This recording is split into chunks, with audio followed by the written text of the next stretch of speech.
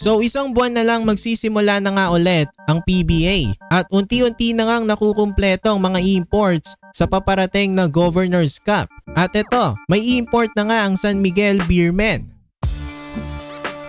Sa paparating na Governors Cup, isang Lithuanian import ang maglalaro ngayon para sa San Miguel Beermen. Si Taras Jugela ang kanilang magiging import. Isa itong 6'6" na forward. Kaya nito mag-3 at 4. Pero mas sanay siya or ang kanyang natural position ay power forward. Based sa kanyang highlights, mukhang stretch 4 siya dahil may tira siya sa labas. Gusto nga ng Beermen ng isang import na parang mala Benny Boatwright na floor spacer. Alam naman natin kasi na nag-fit kay Junmar Fajardo at sa Beermen ang ganong klaseng import.